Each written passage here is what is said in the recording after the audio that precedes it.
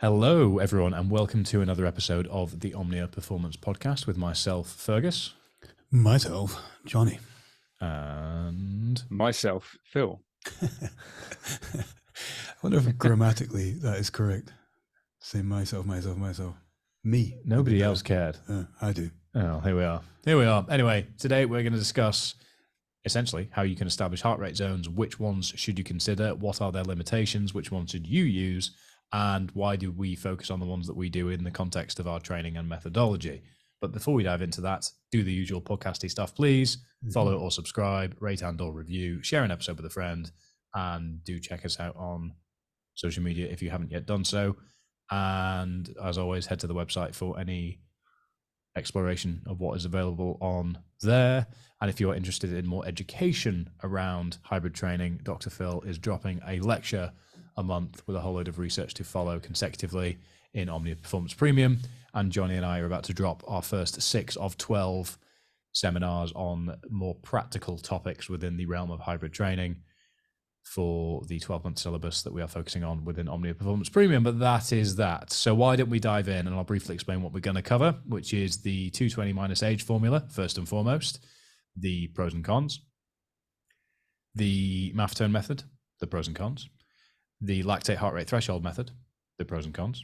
And then Phil, you're going to explain how you do things from your perspective, as well as where lab settings can essentially give us more information, but more importantly, how these heart rate establishing methods, what they're essentially trying to achieve in terms of ballparking. So if everybody had access to a lab, what would we be trying to ascertain, and how are we mimicking that within the context of these methods? So first and foremost, we'll kick off with the one that I think most people know within an athletic setting, which is 220 minus age. It's pretty simple. You find your maximum heart rate based off that figure. So everyone listening at home, 220 minus your age, that is theoretically your maximum heart rate within that context. And what that does is gives you a top end to work down from that doesn't require any sort of input from you. And then you establish your zones based off of that. And because it's not something I use that frequently, Jonny, you're going to start talking whilst I get the exact zones that come off 220 minus age in front of me. Yeah, I guess with all these things, you're looking at different ways of establishing the same thing, aren't you? Which is to establish what your heart is doing or what your session plan should be. And I guess 220 minus age has been what people refer to or people think is a benchmark, don't they? People think this is accurate. You know, I still talk to athletes, some of them experienced athletes who feel like that is my max heart rate is X based on that particular maths. And I can tell you straight off the mark, if we take my age from 220, we end up with about 100. But we end up with a supposed max heart rate, which is at least 20 beats lower than my genuine max heartbeat. So I think what's 220 minus 47? Quick maths, 177. Is that right? No, 187. Definitely not. 220 minus. Yeah, wow, this is a mess. Wow, How embarrassing. I am very tired. 173. 173. I did 10 minus 3 instead of 10 minus 7. 173. And my max heart rate is probably closer to about 200. So it's already way off. And then I have and it's only speaking quite specifically about myself, but just as an example, I have a very low, when I'm fit, I have a sort of an unnecessarily low resting heart rate, which means that the variance for me can be from like 36 up to about 200, which means that the whole thing is way, way out. But it's still not terrible. It's something we want to kind of pull people away from and suggest, well, there are better ways of doing it. And we can zone out your aerobic versus anaerobic and all the kind of bits in between by knowing these numbers better. But it's actually, you know, controversially, I suppose, it's not terrible. Is it, Phil? Is it terrible? Yes and no. I don't really know where it's come from, to be honest. It's one of those things where it's been mentioned in a journal ages ago, and it's just caught momentum. But, you know, it might not be rubbish because you might use it and it actually be the exact max heart rate for you. But it could also be like your example. I mean, you were like, it's like it's way off. 30 beats lower. I actually have, let's see if you can see that. Wow. That's That's actually much more impressive than what I have up on my screen right now. Looks like a Jackson Pollock, mate. For anybody who can't I'll see get that printed on a canvas and put it up in my house. For But anybody who it's, can't see that, Phil has taken a splash of red paint and thrown it at a graph. What the graph is actually showing is they took a load of people from the age of 20 all the way up to 80, and then they measure what the maximum heart rate was, and then compare that to what 220 minus age, that one minus age, and occasionally it did hit it, but quite a lot of the time they were way off. So yeah, it was kind of like putting some proof to like, well, where has this actually come from? So you actually don't know from a research perspective where this was coined? No, I tried before we came in to look it up quickly as well, and couldn't find it. Although I only took about 10 minutes out to do it, but couldn't find anything specific. It must be somewhere where that's come from. So I've actually plugged your age, given that you've given that example, into a calculator, which was actually quite difficult to find. Yeah. So 220 minus 47, which is Johnny's age, gives you 173 beats per minute.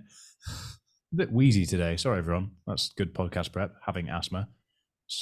Mum and dad. Terrible behaviour. Your mom. Creating me with asthma, culminating to this moment. And if we are working on zones, in fact, I'm not going to let you see this because I want to see your face response to. So what would you, based on your understanding and coming back from the Arctic, what would you say your aerobic heart rate zone running would be? I know it to be, but based on parameters we figured out before I went. I don't know what it is now because I've been drinking a lot of beer and sitting about since. But just answer the question. It was about 155. I can anywhere between 140 and 160. I'm still relatively aerobic. So based on 220 minus 47, this has your aerobic zone at 70 to 80% of that at 121 to 138. Yeah, which would be zone 1. Yeah, essentially. I wouldn't be working hard. However, the caveat here is that is not accounting for your developed fitness over the years and the years of baseline increasing that's come from it. Well, there's another variant that we can throw in, though, isn't there? That's where this conversation essentially has its legs and why we're focusing on things in the way that we are. So where does it think my... Look at that. Yeah. I mean, yeah, it's all off. I mean, it's all off by almost the same mark, though, isn't it? But again, it's interesting. We don't want to poo-poo it too much because what it's doing is it's essentially giving somebody an entry point and a ballpark to work within. Well, that's where I was coming from. And but there is something there to say, okay, think of it between these two kind of extreme parameters called 0, your lowest, and 220 minus, your max, and you could do something within it. But if I was to work within those numbers, we've just established I would probably be nowhere near threshold when I wanted to be. Probably not even in zone 2 when I thought I would be working way under my capacity the whole time. But then I'm at a point where I should know that anyway, so it's slightly skewed reasoning. But exactly. It's still is it good for a beginner is what I'm saying. So I think we collectively would argue that 220 minus age, albeit arbitrary from a research perspective, it gives you a way to estimate loosely what your parameters to begin from are.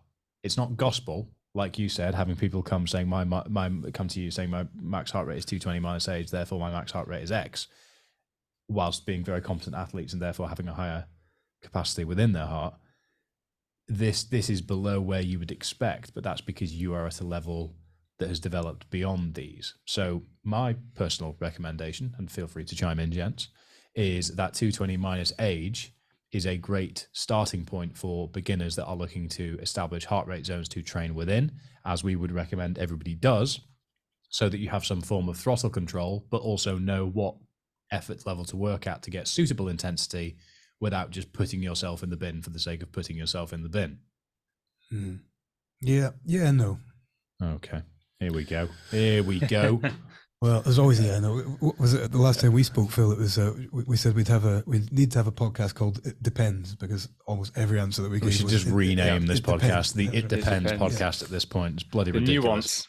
Yeah. Well, I guess if somebody now knowing, okay, so if somebody now came to fitness, not to us, but just to fitness, and thought, okay, I kind of want to work out how hard I'm working and why I'm working that hard. I would like to think that they could be pointed towards, for throttle control, as you're calling it, pointed towards a conversational marker and have that be their starting point. But at the other end. that's just another way of establishing the same zone as the max heart rate would give you. But that is valid if the person doesn't have a way of measuring heart rate. But if they do, then this is the same mechanism as that, in essence, isn't it? Yeah. I guess maybe. And most people have Apple Watches now. Yeah, I guess maybe I just have a bias to say that person should probably be considering their aerobic value more, so that you considering and I, that more than their max value. So that you and I don't sit here and bicker, as we always do. I think that the thing that we'll say from the off is that we would recommend that anyone that is entering fitness has some sort of strategy to manage the intensity at which they are entering fitness. Yeah, agreed. First and foremost, because talking about tracking heart rate and conversational pacing is an intentional output of the training and an intentional focus of the training, which is almost one step further than most people actually arrive at stage one of their fitness journey with. So I think for anyone listening that's a relative beginner or knows anyone that's a relative beginner or has a friend that from the office that might be thinking about getting into running, really emphasizing how important it is to establish some parameters, albeit loosely, to begin with, to work within, will make it a much more sustainable beginning to that journey. And once that's been established, that's where the mechanism to accumulate work in these zones becomes important. Yeah. And one way of achieving that goal can be by focusing on a conversational pace. But what that is doing is putting you in the same zone that 220 minus age, and then taking a 70 to 80% of that is doing. But it does require you to have an Apple Watch or a Garmin or a Sunto or a Coros or something. Yeah. So here's where I'm going with it.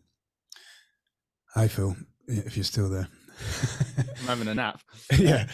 If you consider somebody that's not into fitness at all, okay, or hasn't been up until this point, and then they have a question in their mind that they want an answer to a heart rate question. Okay, so they think, so what I'm getting at is, why would somebody arrive at needing to know their max heart rate? Why would they? There's no real reason to know your max heart rate. It's not going to give you much extra detail than that. How long can they stay awake at an after party? Yeah, so exactly. How much cocaine can I take before this is too much cocaine? Oh, no, my heart rate's now max 220. Oh, let's do that math. I'm dead. I according to 220 minus age, I am currently dead. Phone the police. I've pushed it too far. So maybe that's the best test. Yeah. That's so probably the best test. Go to Glastonbury. It's 220 minus age baseline. If you were to hope that somebody stumbled across some kind of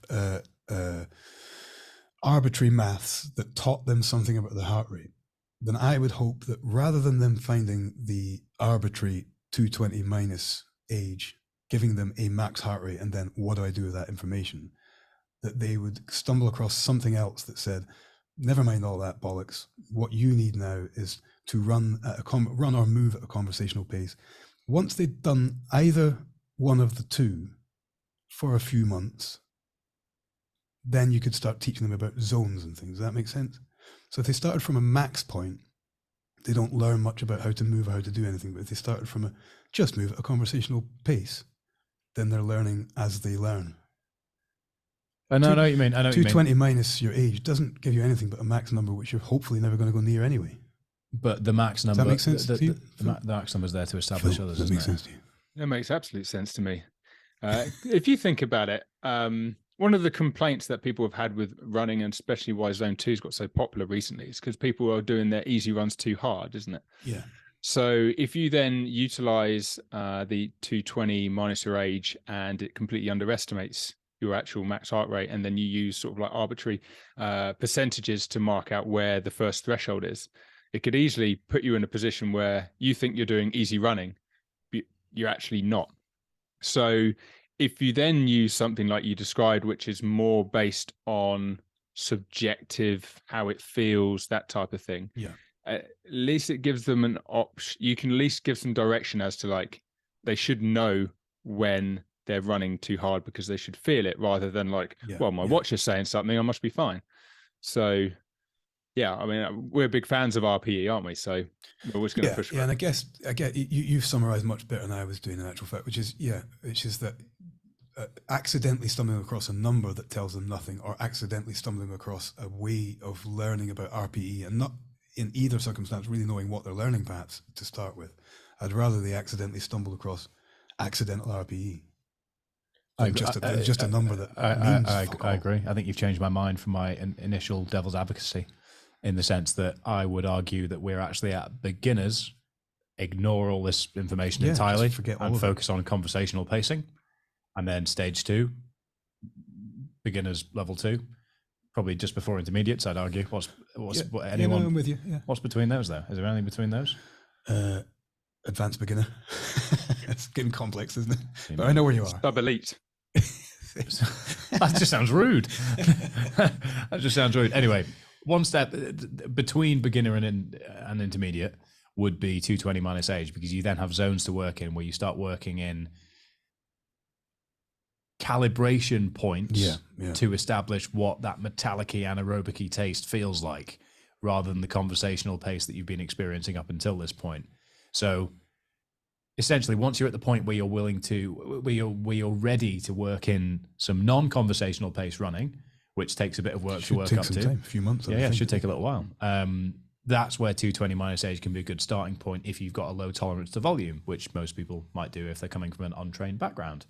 So to summarize, the pros of 220 minus age is that it gives you the lowest entry point to be able to start working in different zone training, which is at the point in a person's fitness journey where they start warranting working in intensity.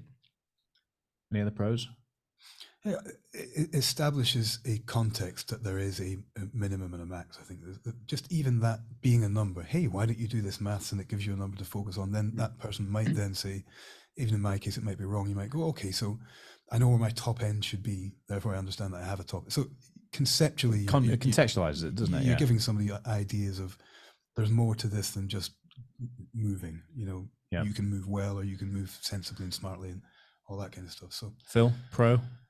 Another pro. Well, you probably highlighted it already, but it gives some reference point which you can then create some boundaries, and it gives you an opportunity to teach how different speeds and different intensities feel. Whether they're wrong at first, you can adjust them as they become better at running, more familiar with testing, all of that type of thing. But at least it gives you a starting point.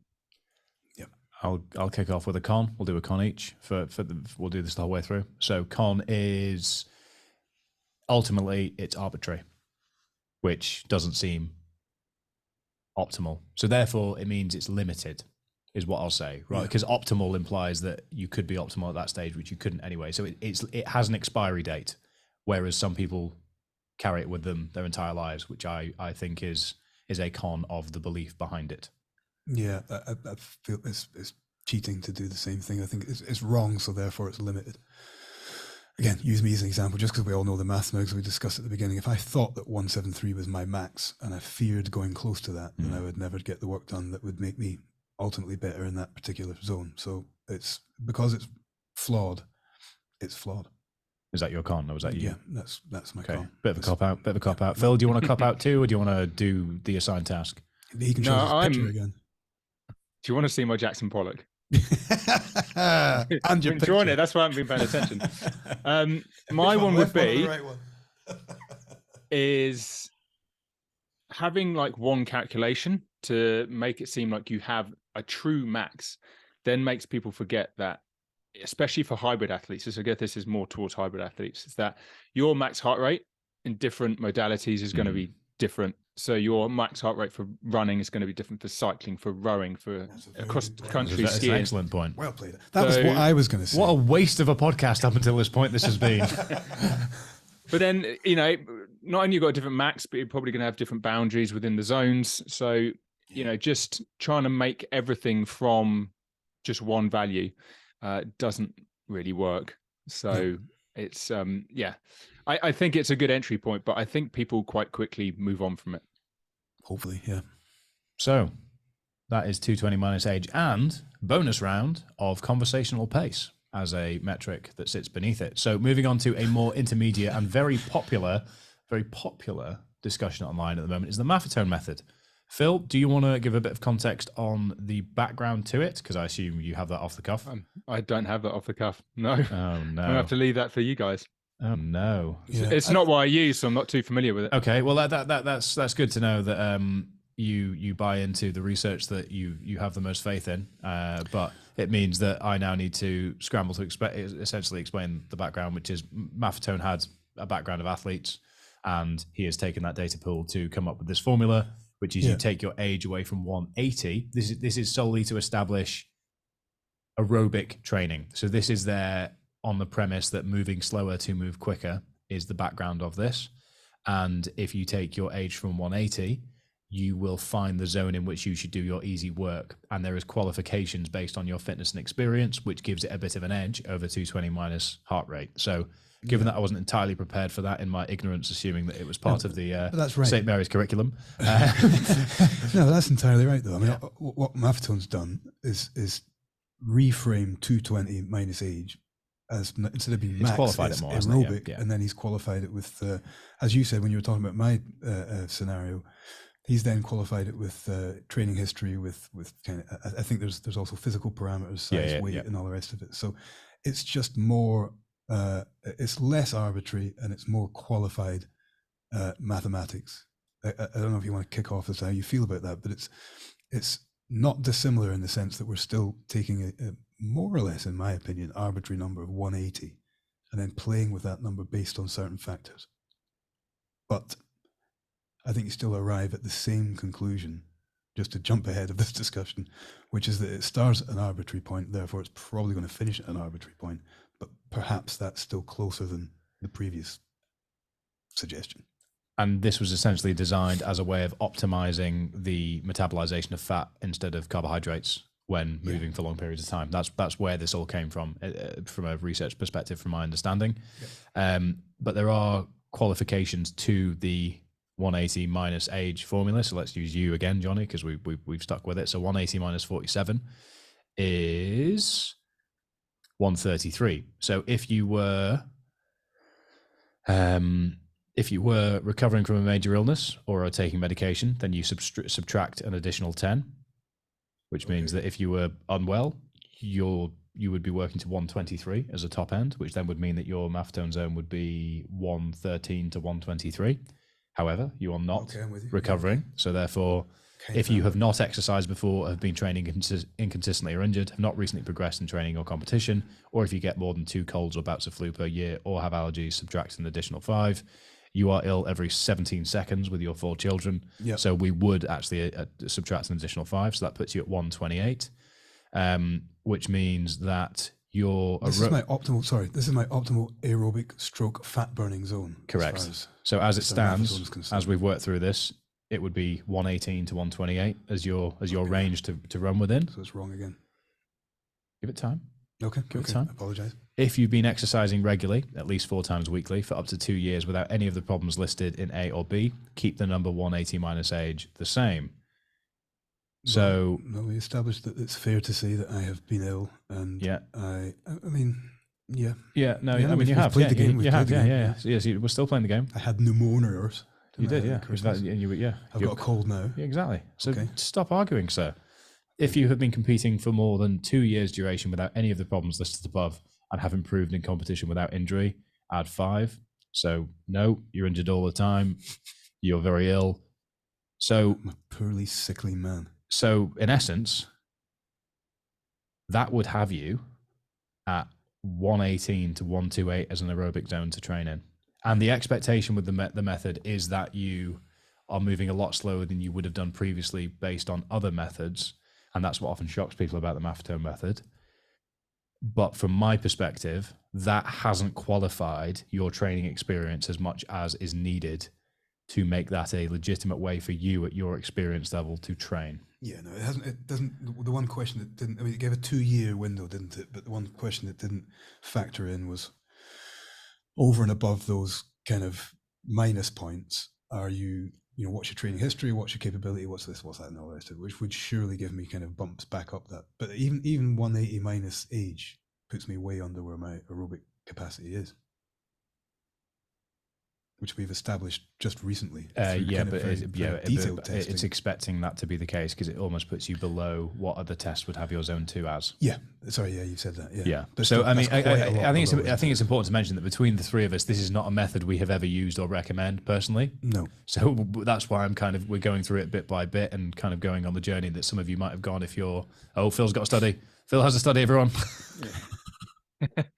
Yeah, I just thought, because whenever I typed it in, it was just like his website and a load of like physio runners blogs that have talked about it. So that's what comes up first. So I got a little bit worried because I was like, okay, really the actual studies of it should come up on Google first. But yeah, it's pretty, well, this particular study in the Frontiers of Physiology, that's quite a big journal. So maximum aerobic function, clinical relevance, physiological underpinnings and practical applications. So it looks like, it's been extensively looked at, probably in a better way than the 220 minus age.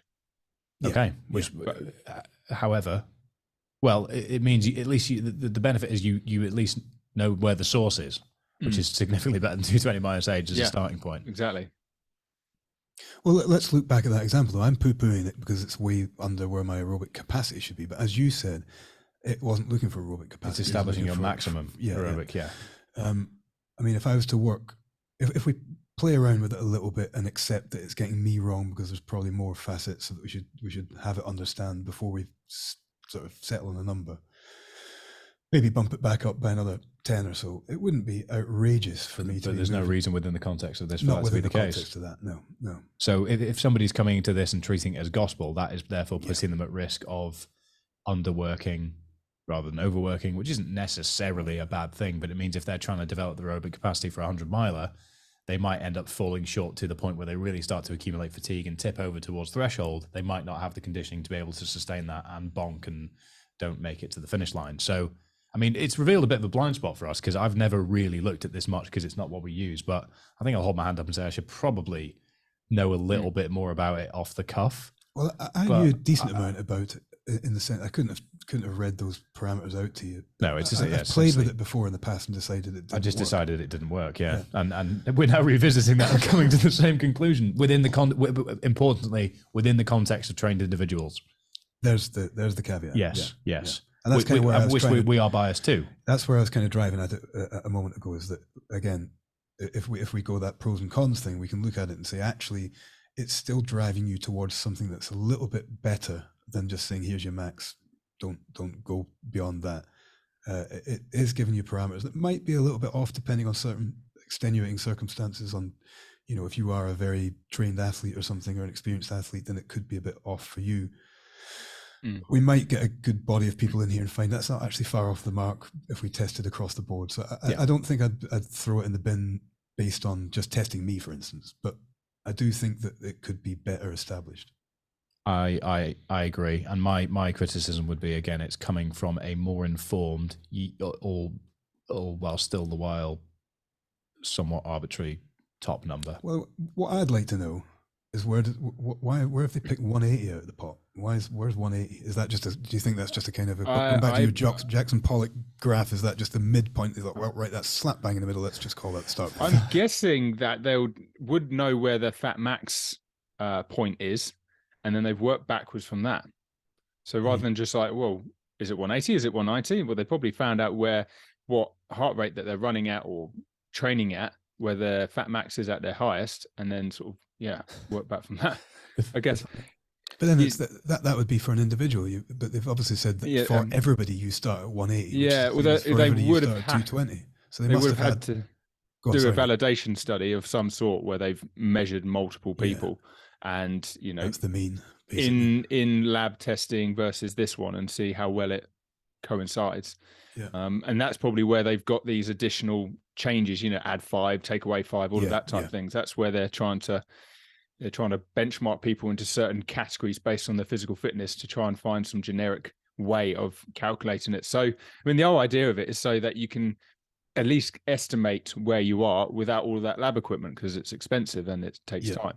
Yeah. So it sounds like it gets nearer to what it's trying to achieve than the 220 method. For anyone listening that's incredibly clued up on the math tone method, thinking, who are these ignorant morons talking about this? I think it is important to mention it's just not something that we've never implemented it. So that was an interesting discussion to have had from a personal point of view, because it's kind of reaffirmed the top line opinion I made of it a couple of years ago when I thought, oh, what's this? Oh, that doesn't really seem logical to me. I'll stick with lactate heart rate threshold testing. Well, I guess if you wanted to guess, and then you wanted to have parameters from which to make your guess more accurate, it's pretty bloody good. So do we see it as a stepping starts stone? as a guess. Yeah, definitely. I definitely think so. Stepping stone from 220. So conversational pace, 220 minus age. Math tone method. I'd say 220 minus age. In terms of what's better? In terms of the journey that makes sense for somebody to go on in developing their aerobic fitness to the point. Are we saying that conversational pace, 220 minus age, math tone method, and then whatever we discuss next is the current tiering system that we generally recommend? Yeah, I'd be happy with that. Phil? Might throw the spanner in the works saying I'd put the conversational pace a bit higher. That's where I was kind of humming and hawing about it. Where do you put that? It depends on how you're contextualizing that again. So we could go around in circles on that. But I think, it would depend how well you can what use is better. I'd say conversational pace almost sits as almost as good as this math tone method as managing a proxy for what is your, before you get somebody in a lab and say, where does this turn over from fat to carbohydrate? It doesn't seem that far off. Well, the idea behind the conversational method is that as soon as you pass that first threshold, you move from more like cellular homeostasis, where the cell itself can actually help with, like, you produce lactate, the body gets rid of it. There's the homeostasis there. And as soon as you pass that threshold, you get to a bit where the body has to rely on, it goes into the organism. So, that's when lactate starts to increase. And because of that, there's an increase in CO2.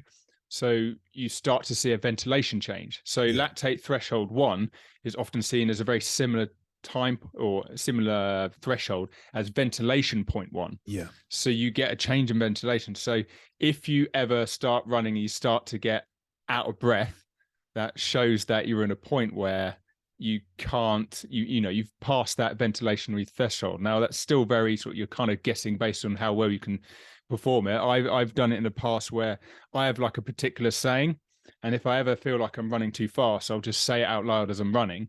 And if I can say it without sort of feeling out of breath at the end of it, that means I'm at the right pace. Yeah. So still I'm kind of guessing, but at least I'm using something else to try and help keep me there. I'm perceiving that I am training before that first threshold. Yeah. So I guess that is why I'd probably put the the conversational pace just a little bit higher, but I'm probably using RPE with it, certain little subjective measures. So I guess I'm adding a bit more flavor to just like, oh, can you speak while running? But I mean, that is what you're aiming at, though, isn't it? As you said, you again succinctly described as it's also the most accessible metric. It's exactly that. Yeah, it becomes a really accessible proxy to lactate threshold, because as you say, if you map them out, if you did the two of them back to back and in a lab, you can watch and see or hear somebody without even looking at them that their breathing changes. The likelihood is that's going to map out almost directly with the same physiological changes, and then further up that ramp as it goes, these kind of breathing mechanisms become less easy to gauge anything by. But as you said, because of that change in the turnover. And if over time that I'm improving in fitness, I'm not having to I have to retest now because all of a sudden my max heart rate would change and my zones are changing. I'm just probably running at a slightly faster pace, but I can maintain that saying out loud. So you'd like to think it's a bit more malleable to how I'm progressing, but Okay. Fully agree then. Quick round of pros and cons. Pros. We're in math tone again. Math tone, yeah. Pros, it's closer to being more specific to the individual than 220 minus age. Yeah. I don't think we're going to get one each, because I think that's probably honestly, I'll go cons is that we're still looking at an arbitrary, albeit more refined, but an arbitrary starting point, so therefore, because of the different change points and step points within it and accelerators and decelerators that it's got mapped into it, they don't cover everything, and therefore it's always going to. It's got the potential to be slightly off. It's not an arbitrary. It's not an arbitrary number. It comes from a data pool and experience in establishing it, but it's still not refined to the individual. Yeah, I think that's a better way to put it. Agree. Yeah. Don't want It's Mr. not as if- Maffetone coming at me. No, with he's an not, axe. he's not just pulled a number out of thin air at all. I'll It's a- have you know, Mr. Payne, I spent 10 years working on that number. Just because it's neat doesn't mean it's wrong. But essentially, it's arbitrary in the sense that it is not individualistic. It's not Yeah. yeah. Phil, it was meant to be a John's- pro, but Johnny's made it an either or, it seems. So far away. Pro would be ease of use, exactly the same as the 220 method. It's technically quite easy to use because there's a lack of testing with it. Okay. Nice. Cons, I should know a bit more about it.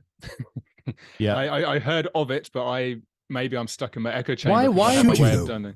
Why should yeah, you? that is revealed to all three of us that actually I kind of put it in there because it's popular, which will be my con, which has it has a zealot attachment. There's a zealot focus online with it. But I've just never really we've never given it time of day, and I've come across as exceptionally ignorant. Well, it's not ignorant, is it? Because we have factually.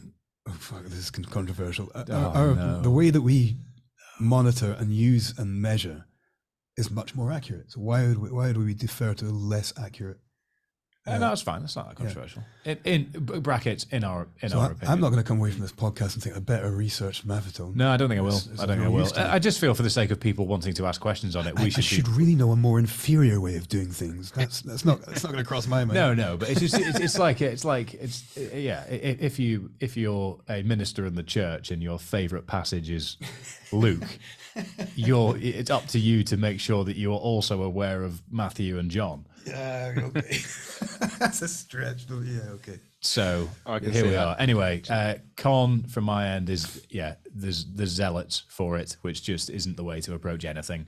We'll do our best to not come across as zealots for lactate heart rate threshold testing, but we do believe it's the best way to work within the context of our ecosystem. We could call it something very specific, make a whole new name up, then become zealots. But without that, it's just science.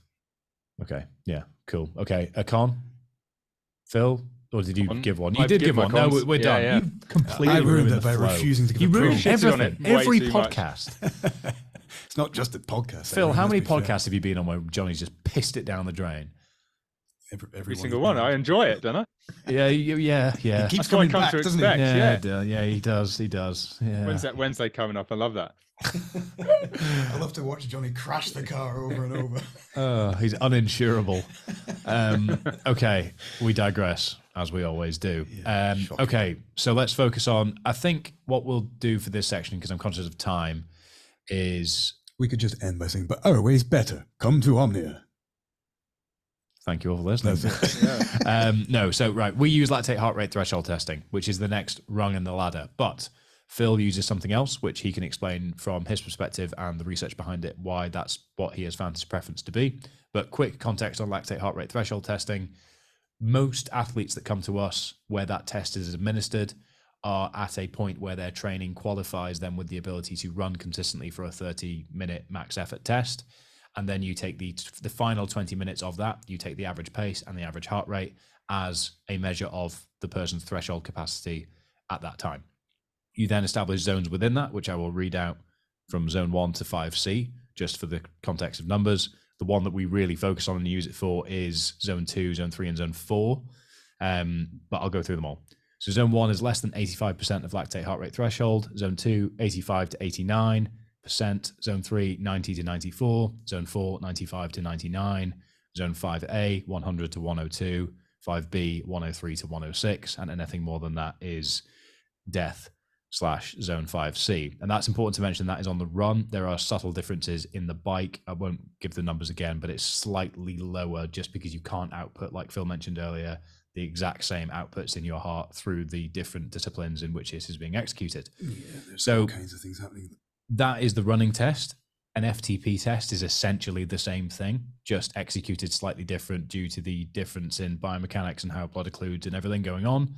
So you're finding the same mechanism through different methods, but you are therefore testing yourself, establishing a number to therefore work from, and therefore you have your zones.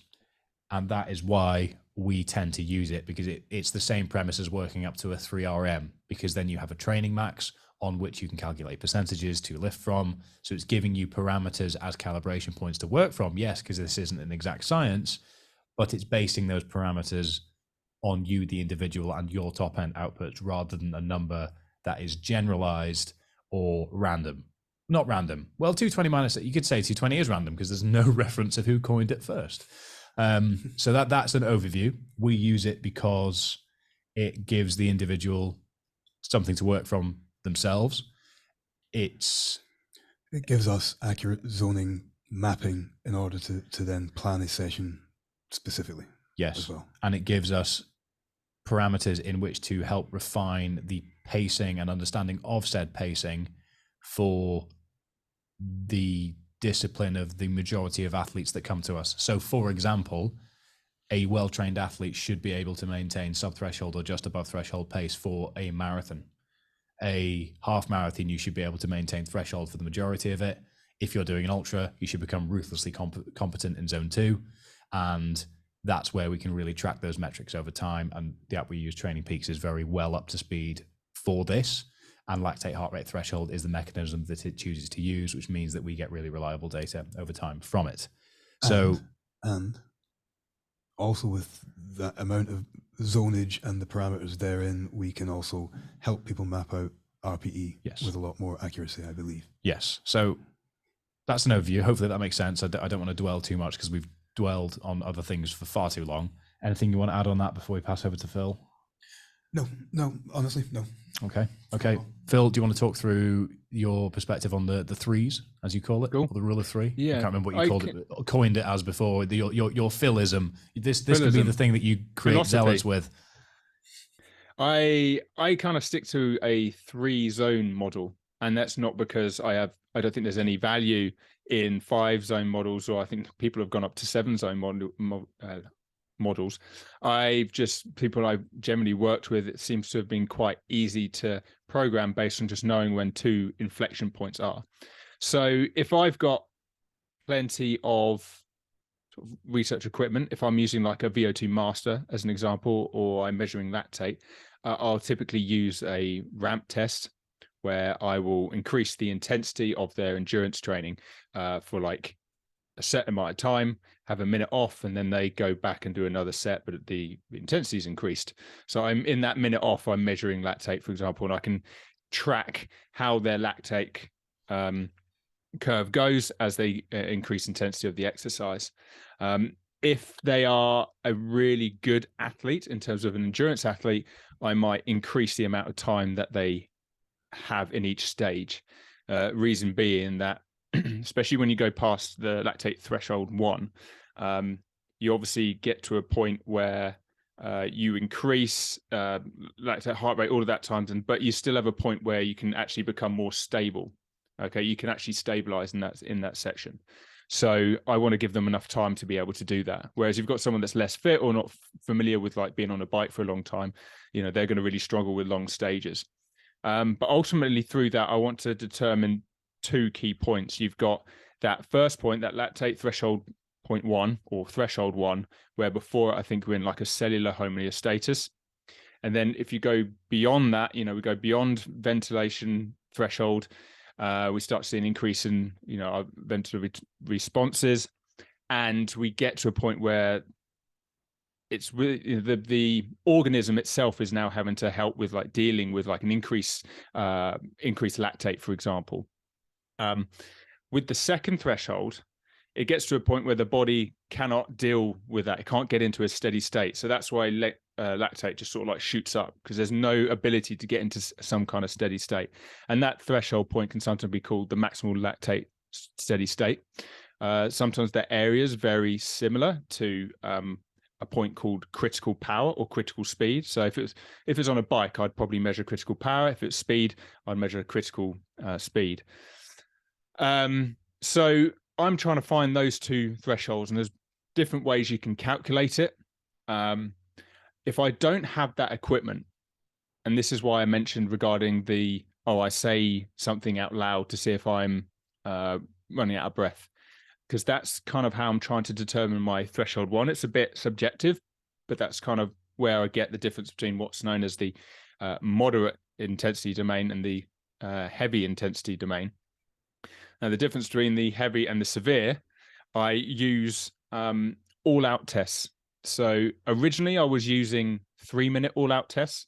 And the idea behind that, say if I sprinted like maximally for 3 minutes, I'll get to a point where I'm just sort of like, I can't increase. That's like they call it an asymptote, where the last 30 seconds is you're just running at this sort of like drag pace, but drag pace is much faster than you actually think you are running at. So that's kind of like the level where if I know if I'm running higher than that speed, that's when I've reached that severe domain. I've been using the 3-minute all-out test and the 12-minute all-out test, and then I've taken the amount of meters covered in those tests and I put it into a calculator on xphyslab.com, which is free for everyone to use. So I can actually calculate that. Upon conversations with a mate, Sean Seal at Upside Strength, he's been using that method for quite some time and with some great success. So I've kind of been leaning into that as well. So that's why I have a 3-zone model, because I'm utilizing the maximal 3-minute and 12-minute all-out tests, and then input that into xPhyslab, and then I'm utilizing either a conversational pace to try and determine where my threshold 1 is, or I'm trying to use like lactate threshold lactate testing, or anything like a VO2 master to actually determine that threshold. So there's a difference between. How would somebody do that without access to such equipment? Cool. It will be very difficult, and that's why I've kind of developed this whole idea of using conversational RPE and using something like those 3-minute all-out tests, 12-minute all-out tests, because they don't require any test equipment. So for most people, your speed or power at that top end, and the conversation exactly at the bottom end, you know where your as you say, your inflection points are. So that's where RPE becomes so important, because when I'm not in, to use myself as an example from my own perception, when I'm not training for anything with too much rigidity and you're not giving me really specific heart rate zones to work within, or maybe you are and just kind of ignore you prick, I will kind of just go on 1, 2, 3, which is 1, aerobic, I can go all day. 2, sub-thresholdy, I can sort of work hard for an hour, but I'm not going to blow up at any point. And 3, I'm at the track. I'm getting my head down, I'm doing intervals, I'm doing work, and I'll never look at my heart rate data there, because it can't even really keep up in real time. Even from a heart rate strap to a watch, there's a delay, and the live feedback, you should just be working, in my opinion. If the prescription is there, which it has from my point of view. So I've kind of ignored the zone prescriptions and just gone to effort. That has come from spending a lot of time in these heart rate zones over the years. That has given me the information. You know what? To give you an example, it's the exact same example as why in fitness the recommendation is use MyFitnessPal for a year. Used it for 2 years. Once you've got an understanding, you don't need to use it anymore, because you've got the information and the perception of what you should therefore do to adjust. But in the same way that perception might be a little bit different if you go to Bermuda, where they serve you goat instead of pork chops. I don't know.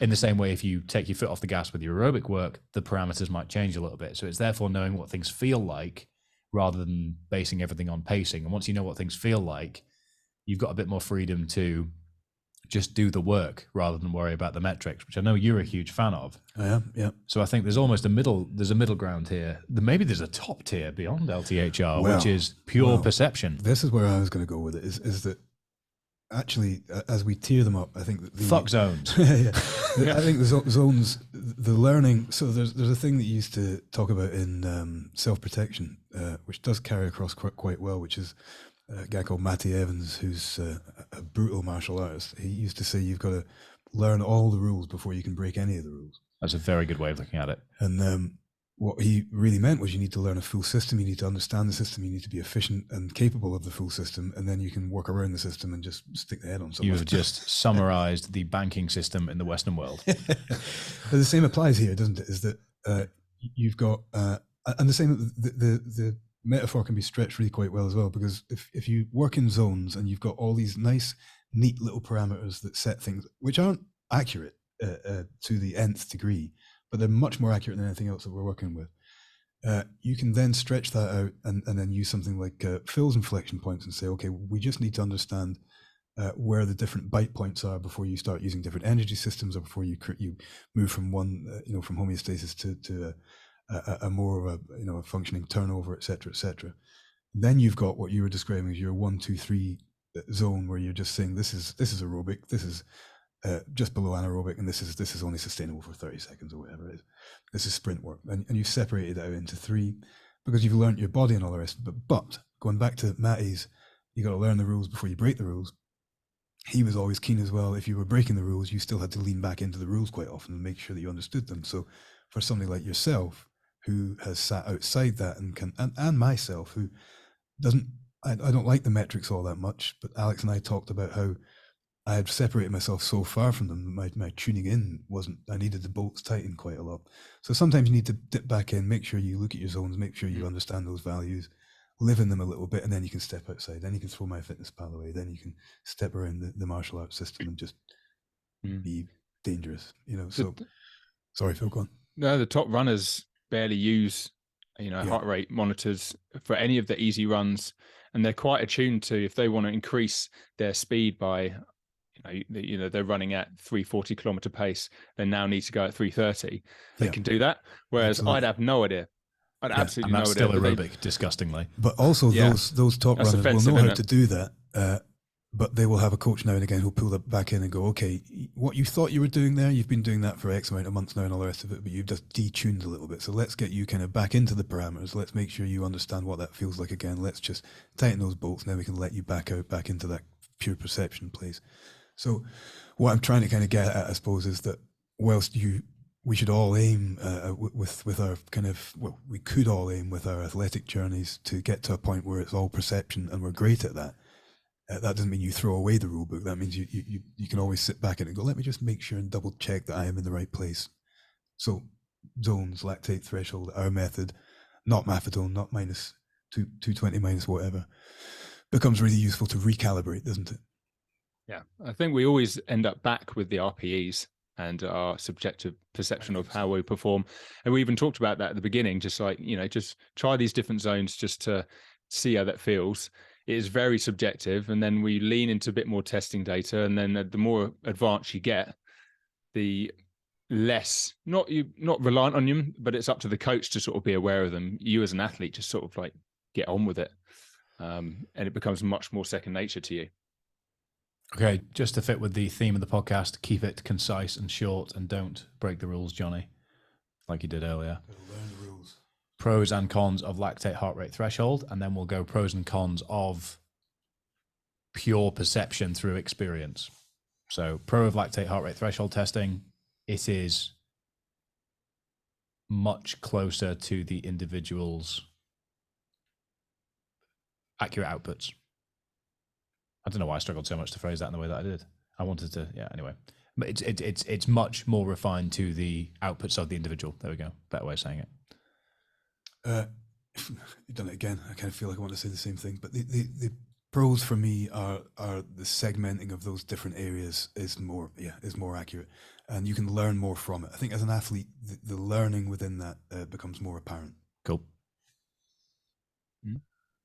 My pros and cons to my particular 3 zone model. No, just put pros on lactate heart rate threshold, and then we'll do yours. I think the pros are athletes like to have something to follow, and the lactate heart rate threshold, it's just a method that's easy to follow. It's easy to see in Training Peaks and sort of measure how much you're doing in each zone. People do tend to like that. And it makes everything very quantifiable, and a lot of athletes do like that data. So, I think it's a very good way of creating zones for people to do that. Nice. Cons, I'll go with number 1. Somebody could easily argue that whilst the figure that you are working backwards from is less arbitrary, who's to say that the zone percentages you're then attaching to them are any less arbitrary, based on the arguments we've put forward today? I'll not answer that, but it's a con, I suppose. Yeah, that's your con. yeah, we have rebuttal to it, but devil's advocate, somebody could easily say, well, it's slightly less arbitrary, but it's not necessarily. Arbitrary. The parameters are still set generally, but based off an individual figure. So I think the ideal would be everything individualized, but without a lab setting. That's very difficult. Yeah. Okay. Con for me, which I guess leans into my love for RPE, is that you can become too married to these things. I think that if you're to say, these are the numbers you've got to work within, you mustn't let your heart rate go from here to here, this is your cap, etc., then there's a lot of maths and a lot of micromanagement can go on with that, and then people get married to the data and forget to feel. Yeah, my con would be if the heart rate deflection of where zone 2 should be. Heart rate is something that can change quite a lot. So, for example, your heart rate could go down because of an increase in fitness, or it could go down because of severe overtraining. So, because of that, heart rate can be quite fluctuating, and you're using that to determine a threshold, which is actually physiologically something else. But so you're using it to guesstimate where that is. So because of it's an estimate, that's probably a con. Okay. Phil's model. Pro from my end is it simplifies it to 2 inflection points. Yeah. I did steal the best one there. You did steal the best one. I think simplifies is the best way to put it. I think it allows, it speaks against my complaint about the last one, which can be you're married to so much data. This keeps the athlete connected to what the reason for the for these different measurements are. Please help Phil. My pro will be the measurement of critical speed or power. I think it's one of the most researched ways of trying to determine what that threshold 2 is. And using the XPhys lab, it's becoming something that's very easily accessible. So that's probably a pro. You're just running as fast as you can for 3 minutes, and you do a 12-minute one. So it's quite easily accessible. I think you've done a very, very quick rabbit hole. Yeah. Or it's a question really as much as anything, are you making sure that the athlete that you're taking through that critical speed test is au fait with or understands the modality well? Yes, I have avoided using it for some people, including myself, actually, because at that time I wasn't confident I could maintain maximal sprinting for that amount of time without sort of getting some form of injury, because it isn't just like, okay, that sounds really bad, that sounds awful, but I've just got this Family Guy version in my head of you running for 40 yards. Holding pull my knee. hamstring off the bone. Oh, the test has failed. I'm a fool. But I had a recurring calf injury, and it came to a point where I needed some work on my foot to allow and hopefully mitigate any chance of that happening. So it wasn't worth risking. I could probably, do 100-meter sprints, but trying to maintain that sprint for 3 minutes is a different level of intensity. Yeah, the thought process for me, sorry, cut across it, but the same thing really, just for context, was that if you take somebody and put them on a bike, for instance, and try and test their critical power, then give them 2 weeks of cycle efficiency testing, allow them to ride a bike better, put them back in, and the power is going to be much higher, probably for a lesser heart rate. And I just wonder whether you test and retest before you finish your final testing, based on kind of creating a little bit of an efficiency normalizing, if that's a thing for you. Yeah, because they're quite short. I quite like to include them regularly, and it shows that I'm trying to test what level that they are quite regularly. It's also, very intense. I'm talking about a bike as an example, because they're intense.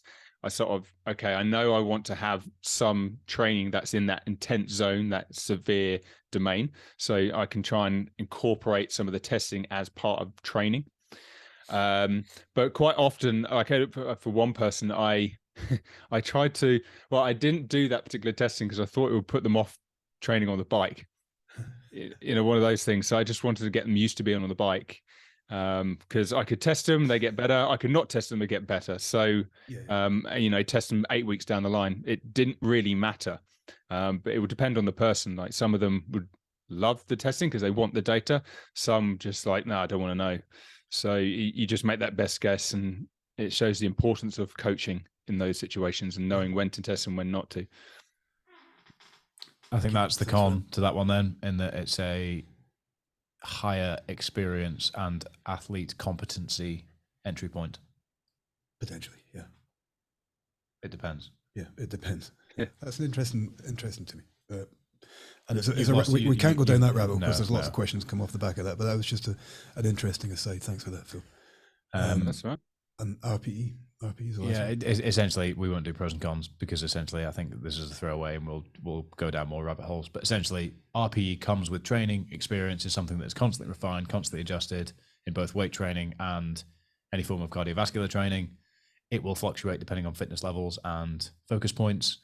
But if you can become comfortable psychologically with backing yourself in terms of knowing what things feel like, you can take away the pressure of metrics a little bit, which makes life a little bit easier, arguably a bit more enjoyable sometimes because you're not as externally driven.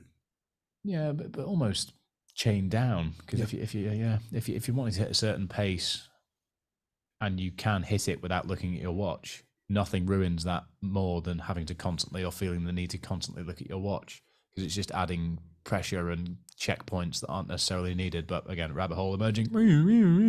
Retract. Back up.